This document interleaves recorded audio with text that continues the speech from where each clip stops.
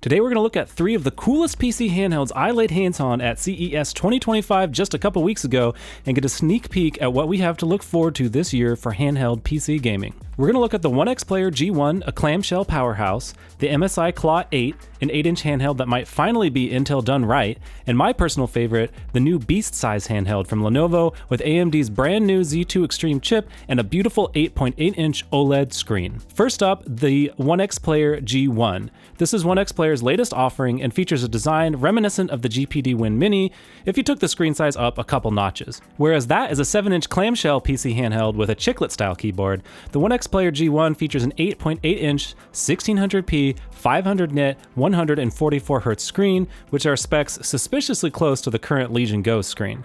It also features a variety of processor configurations, starting with the AMD 8840U and going up to the AMD AI9 HX370, as well as coming in Intel-flavored variants with the Intel Core Ultra 7 255H. Other configurable specs include 32GB and 62GB RAM options and up to 4TB of storage.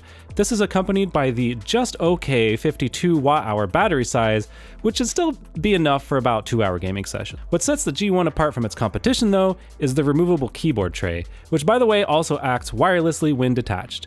This keyboard allows the device to function as a mini laptop and have real keys, which, although a little small, are still a much superior typing experience to a chiclet-style keyboard. When the keyboard is removed, you have access to the gamepad controls, as well as a touchpad that spans the entire bottom half of the device. The touchpad will also function as a touch keyboard, though that functionality wasn't present yet at the time I handled the device. I will say though that this ridge around the bottom half of the device that allows the keyboard to slot in felt a little bit uncomfortable against the palms of my hands. At 880 grams of weight without the keyboard, this is not the lightest handheld on the market, and I could see extended handheld gaming sessions being a bit fatiguing. The other negative I noticed is that on the production model, the D-pad and face buttons sink too far into the shell, well plast flush, which feels really nasty. But to their credit, the OneXPlayer reps said that's something they would take a look at, so hopefully that's fixed on the retail units of this device when they start shipping in a couple months after the Indiegogo campaign completes. Moving around to the back of the device, we have an impressive array of connectivity with a headphone jack,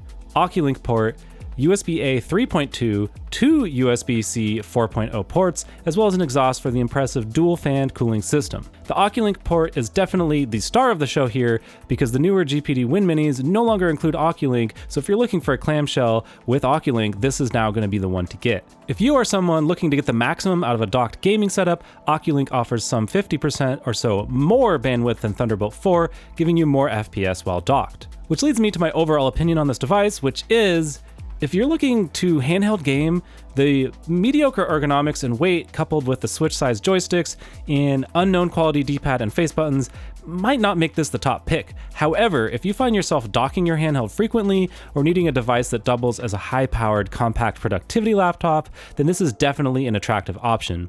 I think this is a device for the person that wants docking and productivity as a first priority and handheld gaming as a secondary. The biggest shock though is that this device does have a price which, while starting at $898 for the 8840U version, can scale all the way up to the eye-watering $1,538 for, I believe that's the HX370 64GB RAM and 4TB storage, which may keep it out of the reach of many. Take a look at the Indiegogo campaign, I'll put a link down below, and you can see the different price and configuration options. Next up, we have the new MSI Claw 8 AI Plus A2VM, or whatever awful mouthful they named this. Just call it the Claw 8, people. Come on. If I see AI slapped on another gaming handheld, I'm gonna barf. The Claw 8 is MSI's second round at the handheld game, and after the disappointment that was the original Claw 7, I think they're coming out swinging this time.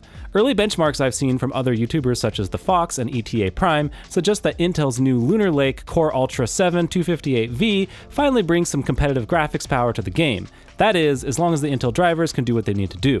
In the past, driver performance from Intel was one of the big bottlenecks, but it looks like they're doing much better this go around and will hopefully get even better with optimization.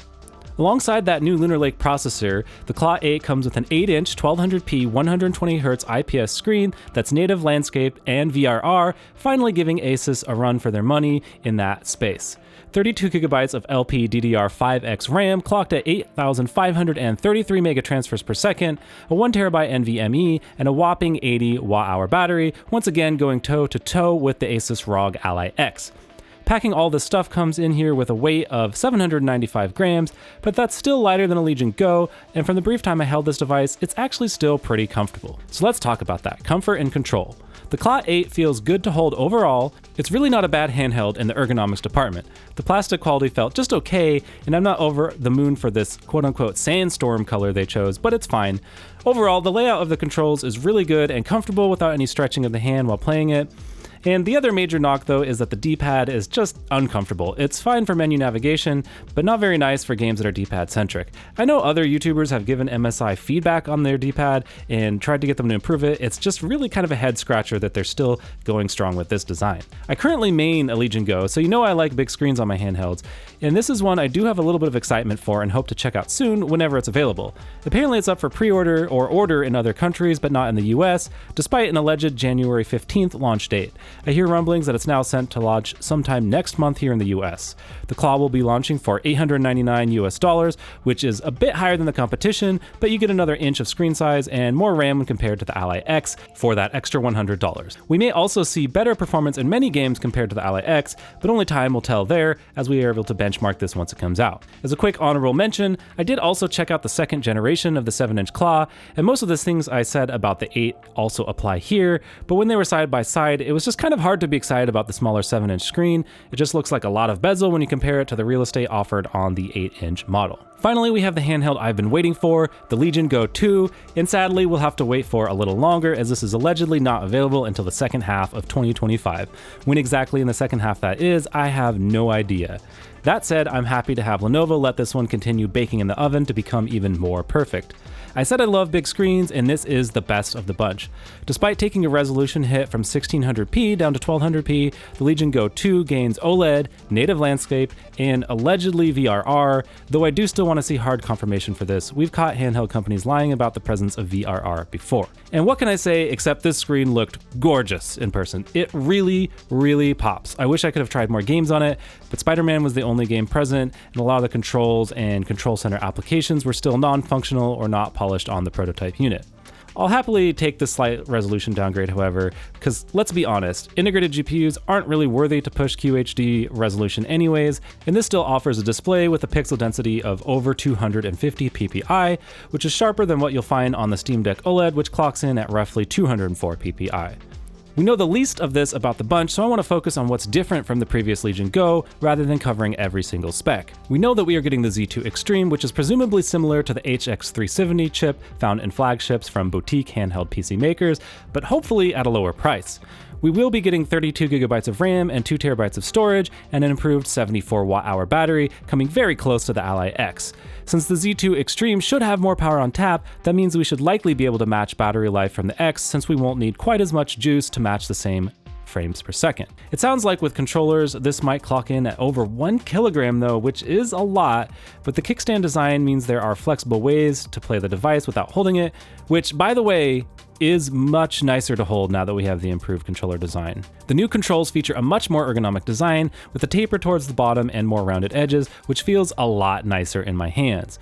The plastic also has a bit of a softer touch feel to it, which is a nice little change. Some things they didn't change though is stuff related to this stupid FPS mouse mode. Look, I'm sorry if you're one of the 9 people that use this feature, but there are still these FPS mode buttons on the right controller that you constantly accidentally press while gripping the device.